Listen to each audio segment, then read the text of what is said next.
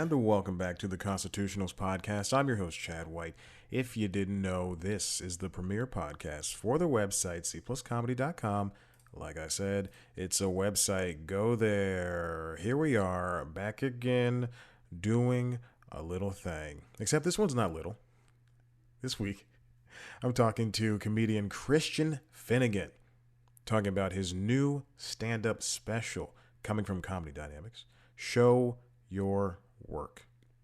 Finnegan is a storied comedian. He's been around for quite a bit of time. You may recognize him, as I do, from a lot of his appearances on Comedy Central, including Comedy Central Presents and Premium Blend.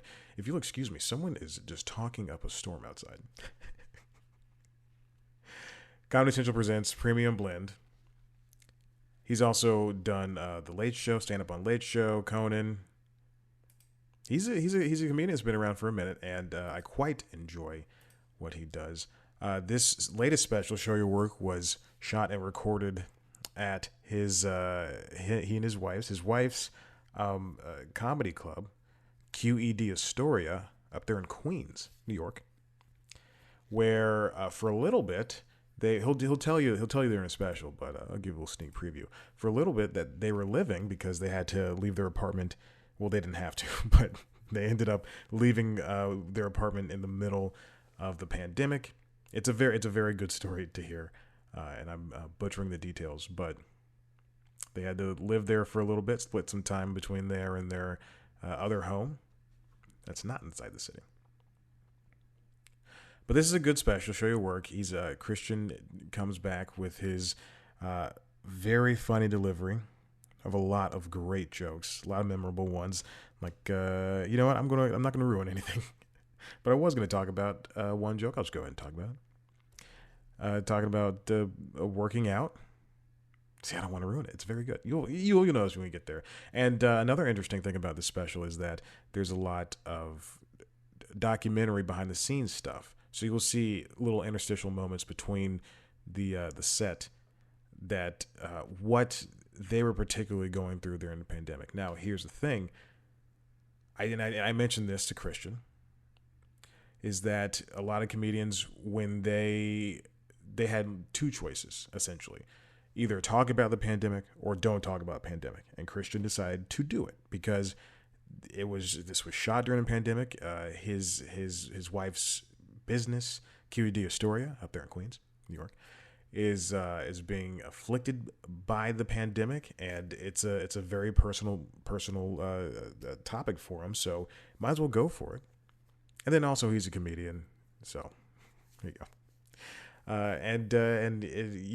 You get to see from the point of view, throughout the pandemic, we heard, from the point of view of other restaurants that were affected and people or companies that mostly sell things in person, but not too often did you hear about the comedy club.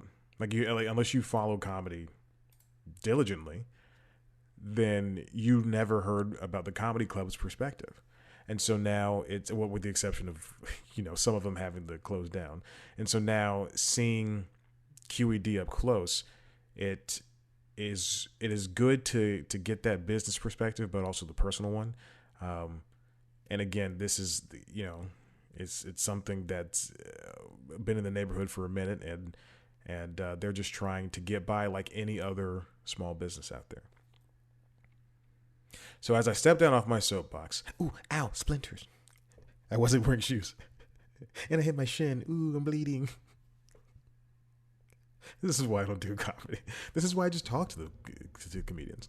I couldn't even think of the word comedians. So I stepped down off my soapbox. I do want to tell you again, Show Your Work from Christian Finnegan. Such a very good special. And I'm a sucker for interstitials and anything that breaks up the comedy or just something being different. Again, this comes from Comedy Dynamics, and it's available basically wherever you get your specials. You can watch it, or you can listen to it, or you can do both. Comcast, Amazon Prime Video, Apple TV, Spectrum, Peacock, Dish, Google Play, Vimeo, YouTube, SiriusXM, Spotify, Apple Music, Amazon Music, Pandora, and the rest. Like I said, that's a wide swath of places to enjoy this. Listen, I've been talking for 5 minutes. You came here for Christian, so let's get to it. If you want to see a video version of this interview, head to youtube.com/C+comedy, where you can see me sitting in front of my camera, staring directly into it, as to be personal to my interviewee. You can also see Christian sitting there, doing the same. You can also find the premiere show for C+ Comedy called News Time, which is a weekly news show.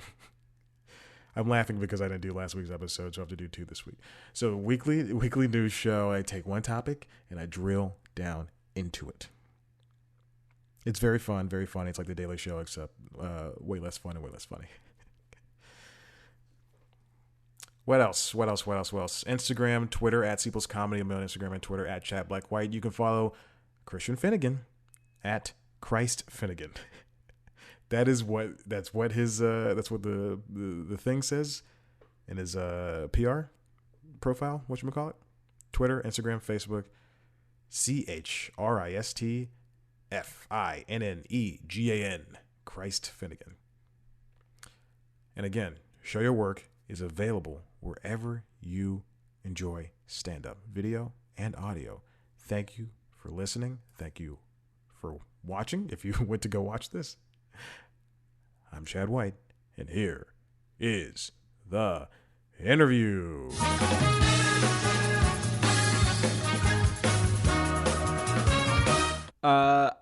I'm good. I mean, my special went live today, and so that's nice. That's very nice. It's kind of been a long time coming, so I'm very happy about that. But there's such a postpartum aspect to it that, you know, you work on a project for a long time, and then it's like, oh, the big release day. It's like, well, the release day is pretty much me sitting in my sweatpants in my apartment, like putting things up on Twitter and Instagram and stuff. It's not really like a, you know, there's no bugles trumpeting my, you know, heralding my arrival. But yeah, no, I'm great. I'm great. Well, I actually, you know what, that postpartum thing is very interesting. So this is the day of. What happens the day after? Not considering that we're still in a pandemic, but sure. After, I mean, how does that? Is the weight off the shoulders, or does the postpartum continue and get even deeper, and then you're like, I have to plan something else next? Yeah, I mean, I have found for myself, I have fought responsibility my entire adult life, which is one of the reasons I probably wound up in comedy, is because I didn't want to have a job or something like that. But at the same time, I have felt that I function best when I have deadlines and there are people expecting things from me. Because left to my own devices, I will find a way to fuck around and play too much PlayStation and stuff like that. And so, there's obviously this project I've been very involved in, and it will be the next week or two will be still taking up a lot of my time, kind of trying to do some podcasts like this and things like that. But then come November, I'm going to have to really decide, like, all right, what's going to be my next thing? Because I can't just, although the good thing about that is it's almost close enough that I could just roll right into the holidays and be like, I'll pick it up in 2022. And then it's a cycle. You get back to the point where you're like, maybe I'll just put it off a little bit. But yeah, and I am definitely prone to that kind of thing. So so I don't exactly know what my next little thing is. I mean, I'm one of the nice things about recording an hour is that you are kind of starting from scratch in terms of material, and it's kind of fun to build up time again. What was different about this special for me is that a lot of times when you record an album or a special, you're really sick of doing the material by the time you're recording it, and so by the time it's over, you just kind of want to like never think about it again. Whereas a lot of the stuff for this special, because of the pandemic, there wasn't really a lot of time to perform it. And even though a lot of the material I had been doing for a few months or even a year, there's a couple bits that were actually quite old that had just never found a place on another album that made it on this one. But a lot of the material was still kind of new and fresh when I recorded it. And so I, definitely over the course of the early 2021, I definitely was performing a lot of the material from this special. And so it's only now that I'm actually starting to build up time again. But that's kind of that's really, as a stand-up for me, that's kind of the sweet spot is when you have new material, but you're not sick of it yet, where it's polished enough that it's going to go well, or that you have like some sort of foundation for a new hour, but it's not like verbatim. You're not just reciting it. It still feels in the kiln, for lack of a better word. Definitely. And this one was interesting because I think, comedians, they had two choices, to either mention the pandemic or to not do so. If they record their special or album in the middle of the pandemic, and you chose to go full tilt right into it, and it does pay off, and it shows so much in the joke writing and the telling, and then also physically in the crowd aspect of it too. Right. Sure. Just people sitting around. Was it so it was a mix of the jokes from before the pandemic with other specials, and then that you haven't done yet, and then these pandemic based jokes. Was that an easy decision for you to just go ahead and say, I'm going to do coronavirus jokes? It felt natural at the time. It was just because I was sort of living and breathing it in we all were, of course, but as I don't know how much of if you've gotten to this part in the special, but my wife and I were actually living at the venue where we shot the special at the time, because we had we had given notice on our apartment in New York before the pandemic started. And then when the pandemic started, we said to our landlord, like, hey, can we actually stick around? And he's like, nope. And so we had to vacate. And so, QED, which is the venue that my wife owns and where we shot the special, we were actually living there half the time. Half the time we were living up in a cabin in upstate New York. But then every Wednesday through Saturday, we would be in the city, doing shows in the QED backyard, back when that was still tenable. You could have 28 socially distanced people out there, is how we could swing it. And we had a mattress backstage, and we were sleeping there, and I had a foot-operated camping shower in the basement that I would use to bathe. And it was real. So it's like, it wasn't just the pandemic was maybe more all-encompassing for me than maybe for some other people, because it wasn't just that comedy was gone, but like my apartment was gone. I was, living, breathing. We had 2 dogs in the play. It was just a surreal year, even above and beyond all of the, death, I guess would be the word. Yes. And so I kind of, at a certain point, I was like, you know what? I've got just about an hour, like, that I've been working on, and let's just go for it. Like, why not? Like, I have this opportunity. I have really talented friends. My friend Victor Varnado, who directed it, and Steve Rosenthal, who edited it. They had worked on a special that I had been a part of a bunch of years ago called Tell Your Friends. And in my mind, it's the best looking stand-up special that I've seen. It was Kristen Shaw and Kurt Brownell are in it, and Reggie Watts and myself and Rob Pervoni and Liam McEnany. It was kind of an independent sort of project, but it just looks better. It looks cooler than most stand-up specials, which to me is, a lot of times it just looks like turn on the camera and then it, either that or they have those like really cornball swooping shots over the audience. And one of the things that I said to Victor when we started working on this project is that I want it to feel like the opposite of badass. Like, I'm so sick of badass. I'm so sick of, like, flames in the background and, either hip hop beats or like raging guitar in the background. Like, no, I want to bring it down. It's like I'm a working comic trying to make it through this year like everybody else, and I wanted the special to kind of have that vibe. And I think it, you know, I don't know whether it's a vibe other people are interested in, but to me it felt way more true to the way not just the way 2020 felt, but the way that sort of life as a sort of just plugging away working comic feels, than the sort of 1,000 people, you know, that's great. I've had shows like that. I'd love to have more of those, but that's not life as I recognize it. It's not comedy as I recognize it. This to me feels way more like the way a comic's typical life feels. Like these shows, you know, it's a little looser. It's a little more. There's a little more screwing around.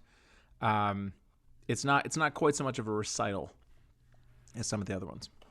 Yeah, I remember that story. I listened to Never Not Funny, so you were on either before you were about to shoot the special or directly after, and it was very, very funny to hear that story of you guys being in that apartment and then having to leave, and then you know, going up and down between, you know, your cabin home and QED. But I did want to touch, you know, actually before I touch on QED,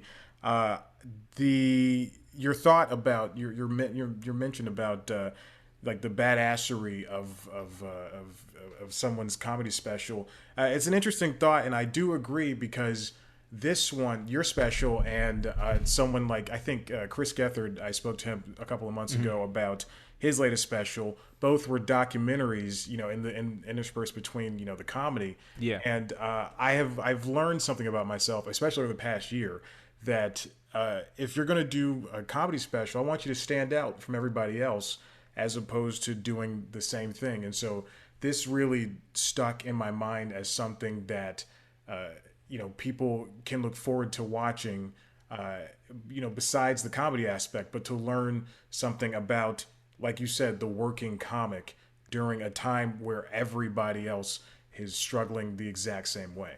Thank you so much. I really appreciate that. I was hoping that would kind of come through. And it's always a bit of a nuanced line to find, because you don't want it to be like, you know, I'm the artist and this is my process. You know, like it can sort of devolve into wankery pretty easily. But yeah, I mean, first of all, you know, it's an easy decision to make for me, in the sense that, you know, maybe if I was, if I was Kevin Hart, you know, and I had the option to go play an arena and have 20,000 people screaming my name, maybe I would be seduced by that. But that's not really on the table for me at this juncture. And so I just wanted to do something that felt, I mean, honestly, even that is overthinking it. I really just wanted something to, at first it started with just something to give me something to focus on during the pandemic. It's like, I just need something to look forward to. I need something to just circle on my calendar, again, about putting sort of a deadline in front of me. And it made me, you know, really work on my material in a time when there really wasn't any other reason to work on material, because, you know, the shows that did exist were Zoom shows, or they were outdoors in Central Park or whatever. So it would have been very easy to kind of just let my sort of comedy muscle atrophy. And, but I just needed something. I needed something to sort of look forward to. And then from there, it kind of then broadened into something bigger when we started to start shooting some doc footage and things like that. But yeah, I mean, you know, at the end of the day, it is comedy. You know, you want it to be funny. You want it to be about the material. You want it to be about the jokes. But why not do something that feels specific to you? And I hope that probably more than anything I've ever done, this feels like a product of me, as opposed to a product of a company that I then just sort of did my material for. And so I feel this feels like the birdhouse that you built yourself, as opposed to the one you went to Home Depot and got, you know. And the one at Home Depot, maybe it'll last longer. maybe it's a little fancier or whatever. But you're always going to love the one that you built from scratch yourself. There's always going to be some, you know, love there.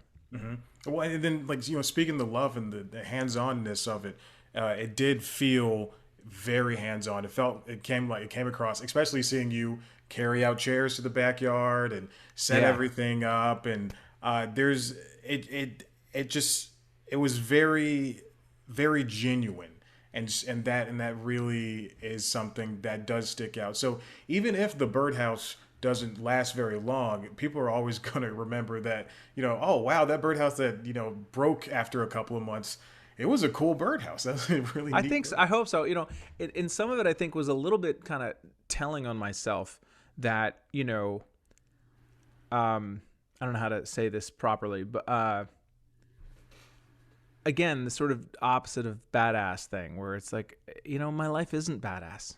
It's very lukewarm assed. I have a very normal. I mean, it's not exciting. My comedy, my life as a comedian is not me in private jets and doing blow and stuff like that. It's me taking out the garbage and setting up chairs and things like that. And I'm also obviously, with my wife owning a venue, I kind of see it from both sides, because I help her. I mean, it's our money, it's her place. She's the boss in every way, shape, and form. But I spent a lot of my life helping and doing things for QED, and I'm super proud of it in a way that I've never really been proud of anything of mine personally. It's almost easier to be proud of something that you're working with as opposed to yourself. I mean, it feels less self-aggrandizing. Like, I can say QED Astoria is fucking fantastic and everyone should go there. Whereas it's a little weirder to be like, I'm the best and you guys should come see. Like, that doesn't feel as natural to me. And so I also just kind of wanted, because I don't know what the future is going to hold. And, there's something I said in the special that I didn't know whether it was an advertisement for QED or a eulogy. And it's been, over a year now since we shot it. And I still don't really have an answer for that, because it's tough. It's tough right now. I mean, just because I think a lot of people think because their local comedy club or their local rock club or their local bar that puts on comedy shows, because they're open, they think that they've made it, that Right. they've made it through the pandemic and everything's wonderful. No, it's really, it's honestly harder now than it was then. Because whatever grant money you were able to get, you've gotten, and that's it. There's no more money coming down the pike. And there's also, landlords are starting to say, time to pay up, and people just aren't coming out as much as they were before the pandemic. The Fridays and Saturdays are okay, but on a Wednesday night, my wife said it kind of perfectly. She's like, if you're working from home right now, you're not showering and putting on pants to go out to a comedy show on a Wednesday night. It'd be one thing if you're like, hey, after work we'll go to happy hour and then we'll go see a show. It's like nobody's leaving there. Like, people have learned how to be home. Mm-hmm. You know what I mean? And so I think it will get back to something resembling normal eventually, but it's going to be, Delta is going to have to be a thing of the past. Mm-hmm. And people are also just going to have to remember what it's like to be, to want to go out more. Yeah. People just aren't going out as much now. And so I'm so proud of QED, but I also thought, like, who knows how long this is going to last, and I kind of want it documented on film somewhere officially. Yeah.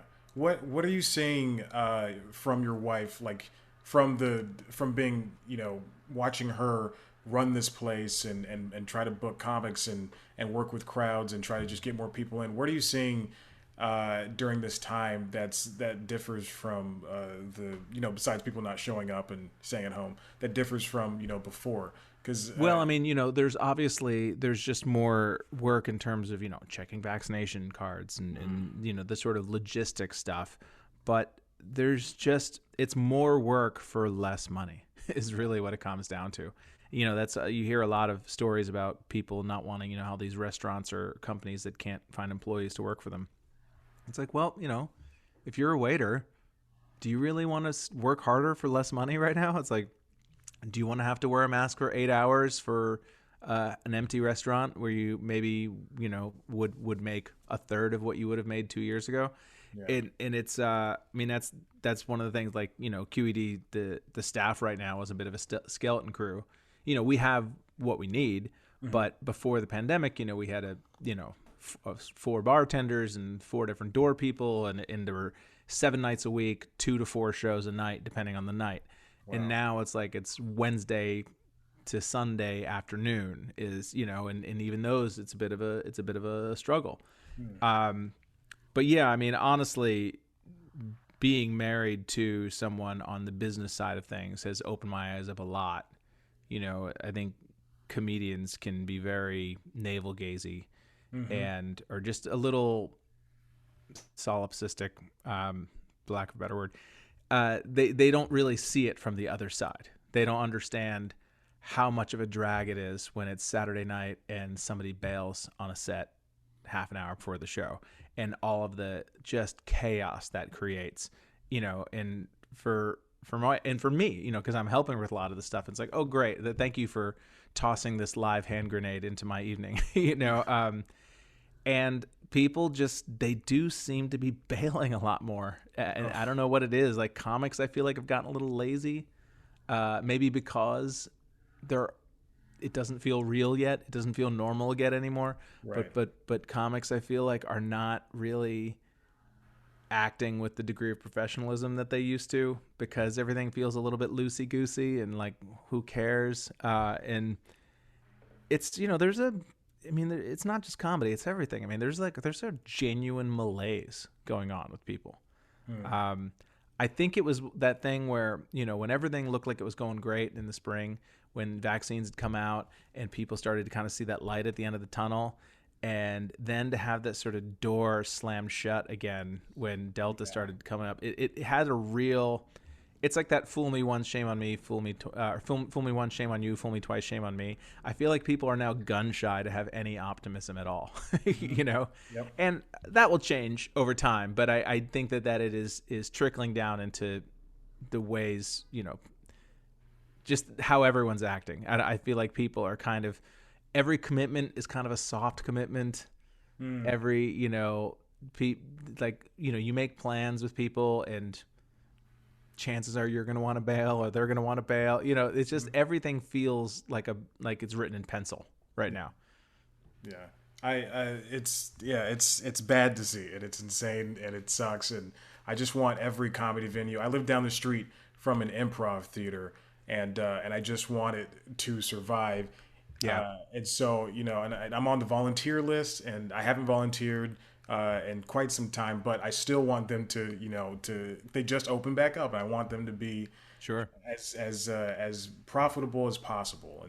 And it stinks to be on this list of people for volunteers, and they go, well, we lost our creative director and we lost, this person. And it's just, and I, in my whole sort of philosophy, for lack of a better word, and it kind of shows through in the special, is just, at the very end, you haven't seen at the very end, it just, there's some writing on the screen, as throughout the special. Right. And just the last word is just onward.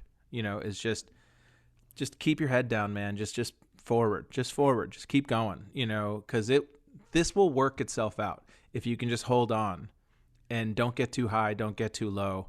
Just keep, plugging along until one day you'll look up and all of a sudden it'll be sunny outside. That's sort of my philosophy. I hope that I'm right about that. I'm not generally a very optimistic person, but I do believe that things work themselves out one way or another over time. It's just that this has just been a lot longer of a haul. I mean, I remember when, this all started, when QED initially closed in March of 2020, I remember saying, what's the worst that could happen? We're closed for 4 to 6 weeks and then everything's fine, and now here we are 18 months later.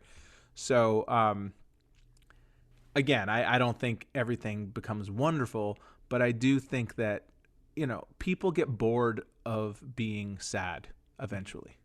You know what I mean? People get bored. I think people are going to get bored of staying inside.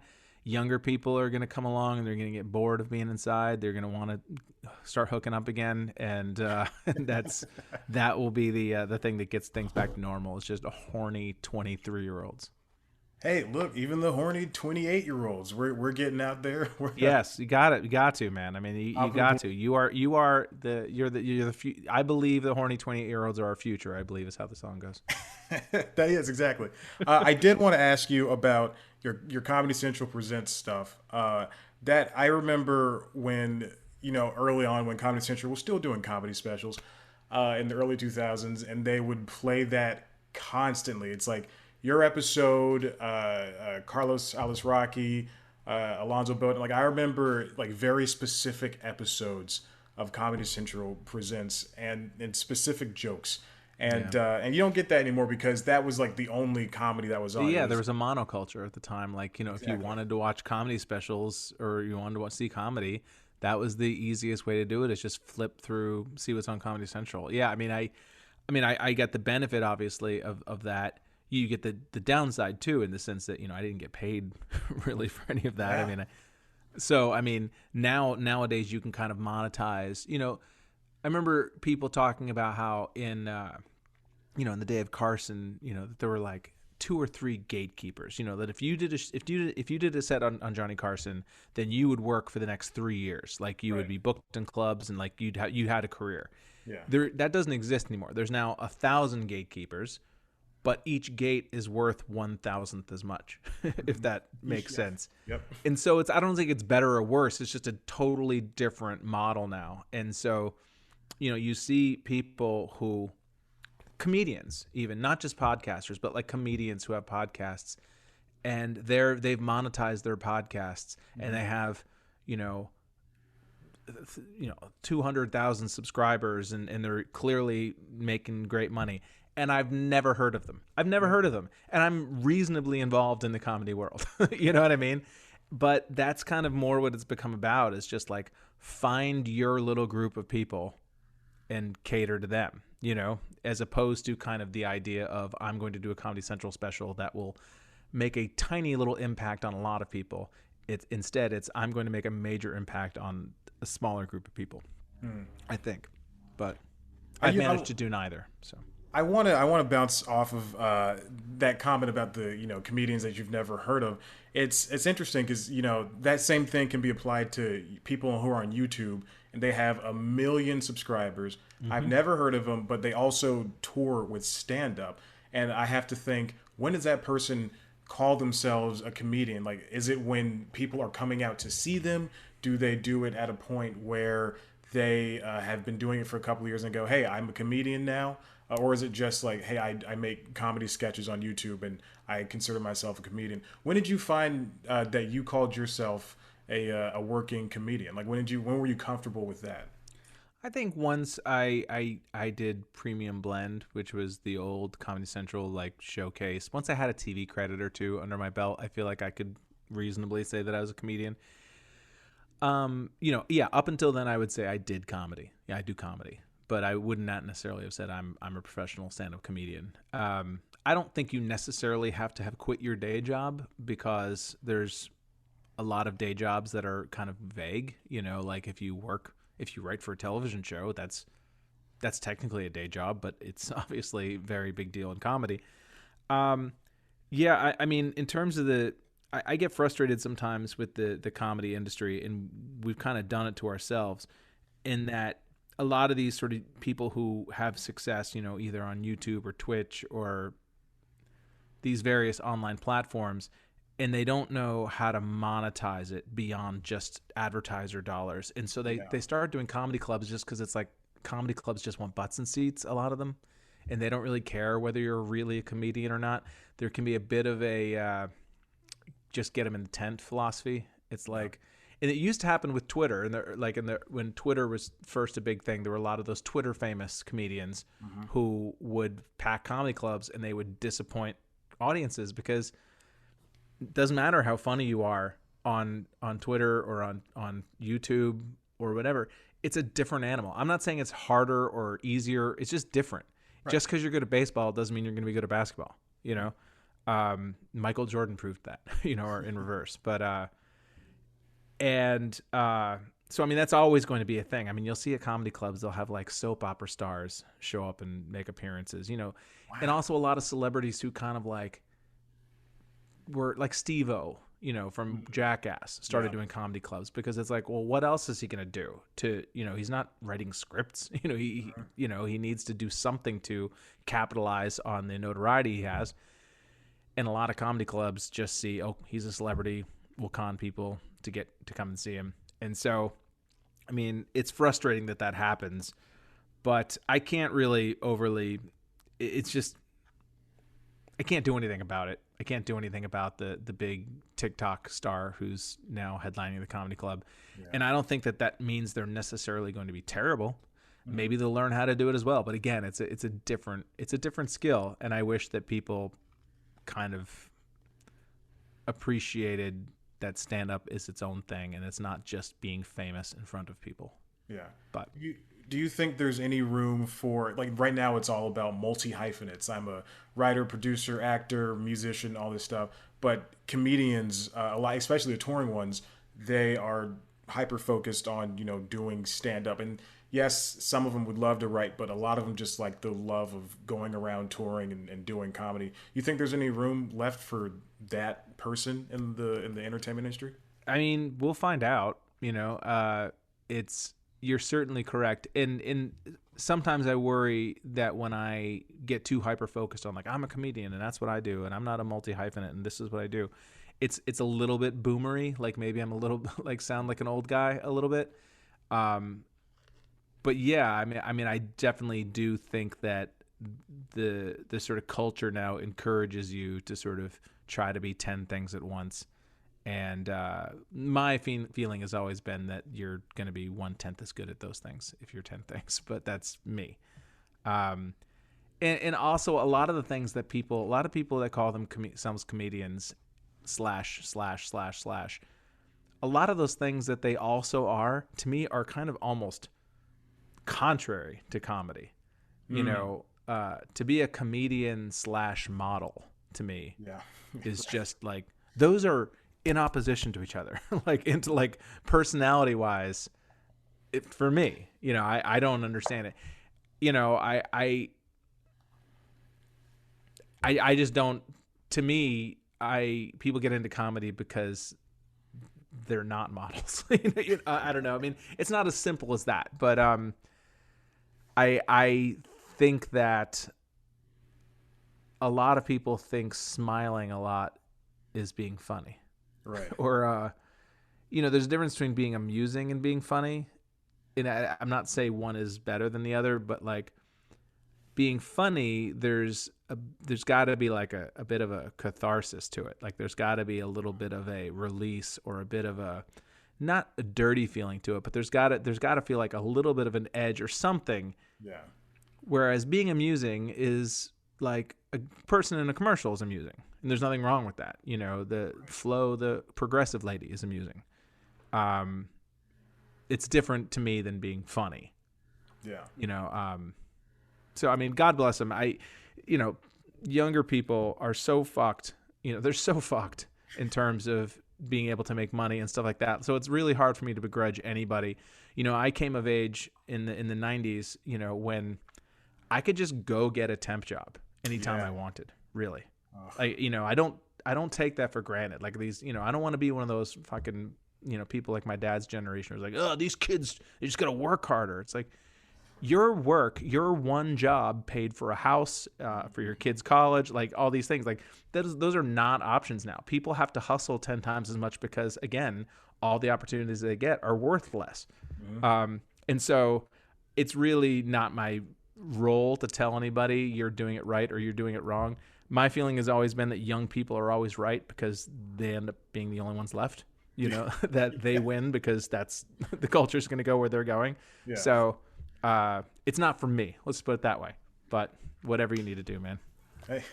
Hey, that works. Sorry, I talk too much when I don't know what I'm trying to say. No. I think you gave great answers that were fantastic to all the questions. You think you talk too much. I talk too much until I get to the point. I gotta wrap it up sometimes. I think it was either Lincoln or Thoreau. I don't remember who said, "How will I know what I think until I see what I say," which is I should look that up. But yeah, it's, to me, that resonates a lot. Sometimes you have to actually say something out loud and be like, "Oh yeah, that is my opinion." What do you know? Yeah, that's how people, great speakers like Obama, or they just talk slowly and until they get to a point, and then that's when they get it. Like, okay, all Yeah. right, we got it. They don't use like or but. They I just know, get to it. man. I am so of the like era. It's just ingrained. Luckily, I'm old enough that I don't really have to contend with upspeak as much. Oh, really? Yeah, I mean, when I was young, like I remember when I was in like high school, college, people who would do that, who would talk like this, they were few enough that like collectively people would mock them. But now to me, it's just like the way people talk. Like you hear more younger people speaking like that than don't speak like that. So again, they win, we lose. You see even I people lose.